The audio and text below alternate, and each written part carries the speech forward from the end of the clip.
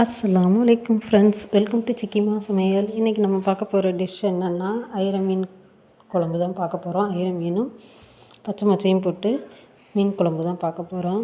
இது ரொம்ப கிராமத்து ஸ்டைலில் இருக்கும், ரொம்ப சூப்பராக இருக்கும், டேஸ்ட்டும் செம்மையாக இருக்கும். வாங்க ஃப்ரெண்ட்ஸ், எப்படி செய்யலான்றதை வீடியோக்குள்ளே போய் பார்க்கலாம்.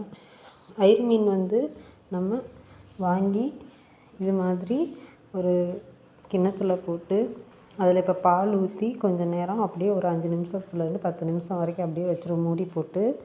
மூடி போட்டுருங்க, இல்லாட்டினா எல்லாம் வெளியே வந்து விழுந்துடும். இப்போ புளி ஊற வச்சிடலாம்.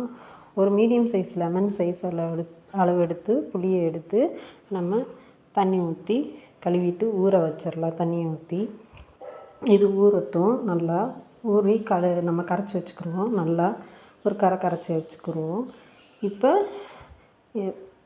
ஒன்றும் உயிரோடு தான் இருக்குது. இதுக்கு மேலே நம்ம வேறு சட்டியில் சொரன்னு கொஞ்சம் இருக்கிற சட்டியில் மாற்றி நம்ம இதில் உப்பு போட்டுக்கலாம். உப்பு போட்டு மூடி வச்சிடலாம். மூடி போட்டு வச்சுட்டு கொஞ்சம் நேரம் கழிச்சு எடுத்து பார்க்கலாம். இப்போ குழம்புக்கு அரைக்கிறதுக்கு தேவையான மசாலாக்களை எடுத்து வதக்கி அரைச்சிடலாம். இப்போ ஒரு வடைச்சட்டி வச்சு அதில் 1 ஸ்பூன் எண்ணெய் ஊற்றி ஒரு அரை ஸ்பூன் சோம்பு, 1 ஸ்பூன் மிளகு போட்டிருக்கேன். மிளகு போட்டு கொஞ்சம் நல்லா வெடித்ததும் நம்ம வெந்தயம் சீரகம் வறுத்து வச்சுருப்போம்ல அரிசி, அதையும் ஒரு ஸ்பூன் அளவுக்கு நம்ம போட்டுக்கலாம். அதையும் போட்டு லைட்டாக வறுத்ததும் ஒரு கைப்பிடி அளவுக்கு நம்ம சின்ன வெங்காயம் எடுத்து வதக்கி விட்டுறலாம். போட்டு அது ஒரு 3 நிமிஷம் 4 நிமிஷம் கொஞ்சம் கலர் மாறுற வரைக்கும் நம்ம வதக்கிக்கலாம். அதுக்கப்புறம் தக்காளி பழம் மீடியம் சைஸ் தக்காளி பழம், அது ஒரு 3 பழம் எடுத்து நம்ம ரஃப்பாக கட் பண்ணி அதையும் சேர்த்துக்கலாம். ஒரு 2 கொத்து கருவேப்பிலையும் சேர்த்துக்கலாம். சேர்த்து எல்லாம் ஒரு 4-5 நிமிஷம் வதக்கிட்டு அதுக்கப்புறம் ஒரு கைப்பிடி அளவு நம்ம தேங்காயும் சேர்த்துக்கலாம். அதையும் சேர்த்து நல்லா வதக்கி நம்ம ஆற வச்சிடலாம். இப்போ நல்லா வதங்கிருச்சு. மொத்தம் ஒரு 7-8 நிமிஷம் ஆச்சு. இப்போ வதங்கிருச்சு. நம்ம ஆற வச்சிடலாம். ஆற வச்சுட்டு மீனை இந்த மாதிரி நம்ம கையை போட்டு நல்லா உரசி கழுவணும். கழுவும்போது உங்களுக்கு ஒரு மாதிரி திரியாக வரும்.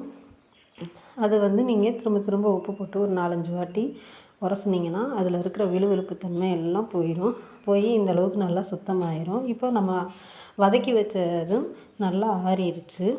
இப்போ இது நம்ம ஜாரில் போட்டு அதோட 3 ஸ்பூன் மல்லித்தூள், 2 ஸ்பூன் மிளகாத்தூள் சேர்த்துக்கலாம். சேர்த்துட்டு நம்ம அதையும் சேர்த்து மஞ்சத்தூள் ஒரு அரை ஸ்பூன் சேர்த்துக்கலாம். சேர்த்து நல்லா வலுவலுன்னு மிக்ஸி ஜாரில் போட்டு அரைச்சி எடுத்து அதை ஒரு ஓரமாக வச்சுக்கலாம். மீனும் கழுவிட்டோம். இப்போ நம்ம மசாலாவும் அரைச்சிட்டோம். இப்போ இதெல்லாம் தாளிக்கிறதுக்கு, குழம்பு தாளிக்கிறதுக்கு சரியாக எல்லாமே ரெடி ஆகிடுச்சு.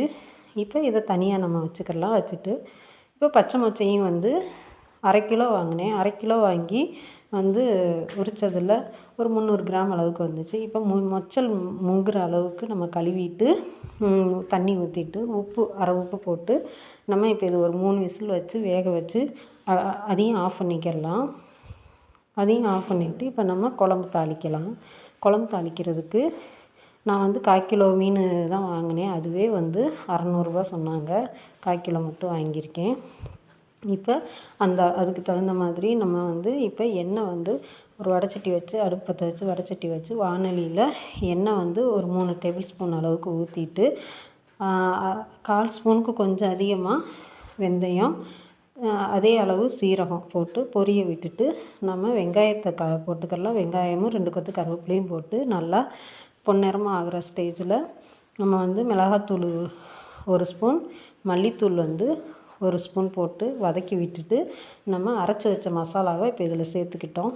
சேர்த்துட்டு ஒரு 5 நிமிஷம் நல்லா வதக்கி விட்டுறணும். நல்லா திரும்பவும் வதக்கி விட்டுட்டு எண்ணெயிலே வதங்க விட்டு நம்ம இப்போ புளி தண்ணியை கரைச்சி ஊற்றிடலாம். குழம்புக்கு தேவையான அளவு தண்ணியும் ஊற்றிடலாம். தண்ணியும் ஊற்றி இப்போ நல்லா கழுவி ஊற்றிட்டு நம்ம கிண்டி விட்டுட்டு நம்ம உப்பு பார்த்து போட்டுக்கோங்க. நம்ம மொச்சை வேக வச்சதுலேயும் உப்பு போட்டிருக்கோம். அதனால் உப்பு கரெக்டாக பார்த்து போட்டுக்கோங்க. இப்போ நம்ம மொச்சை தண்ணியும் வேஸ்ட்டாக ஊற்ற போகிறதில்ல கீழே. இப்போ மொச்சை தண்ணியுமே நம்ம இதில் தான் ஊற்ற போகிறோம். அதனால் தண்ணி கொஞ்சம் கம்மியாகவே சேர்த்துக்கோங்க. இப்போ மொச்சை தண்ணியோடு சேர்த்து மொச்சையும் நம்ம இதிலேயே குழம்புல போட்டுடலாம். போட்டு நல்லா பச்சை ஸ்மெல் போயிடணும். ஒரு 10லேருந்து 15 நிமிஷம் வரைக்கும் நல்லா கொதிக்கணும். கொதி வந்ததுக்கப்புறம் தான் நம்ம மீனை போட போகிறோம். இப்போ உப்பு புளிப்பு எல்லாம் பார்த்துக்கலாம். எல்லாமே கொஞ்சம் ஒரு கல் கூடன்னு சொல்லுவாங்கள்ல, அது மாதிரி இருந்தால் தான் மீனை போட்டதுக்கப்புறம் நம்மளுக்கு கரெக்டாக இருக்கும். இப்போ பாருங்கள் குழம்பு எந்த அளவுக்கு இருக்குதுன்னு. இப்போ இந்த அளவுக்கு வந்துருச்சு குழம்பு நல்லா. இப்போ நம்ம மீனை போட்டுடலாம்.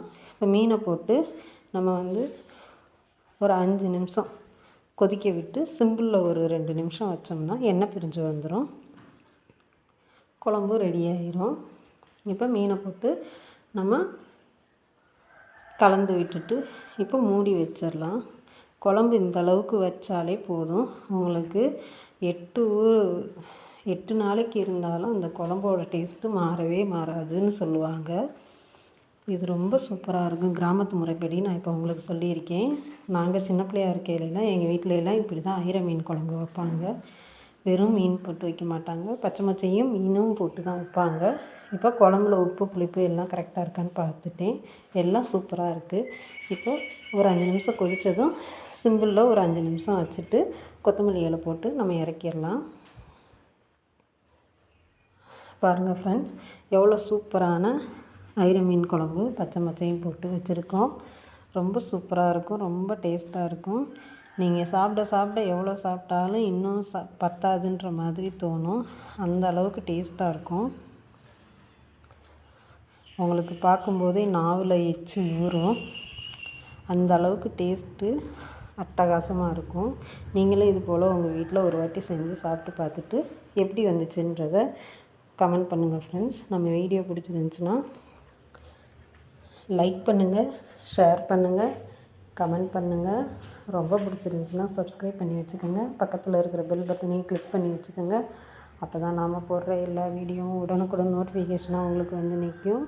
உங்களுக்கு தேவையான வீடியோ தேவையான நேரத்தில் பார்த்துக்கலாம், கிளிக் பண்ணி பார்த்துக்கலாம். பாருங்கள் ஃப்ரெண்ட்ஸ், எவ்வளோ சூப்பராக இருக்குதுன்னு.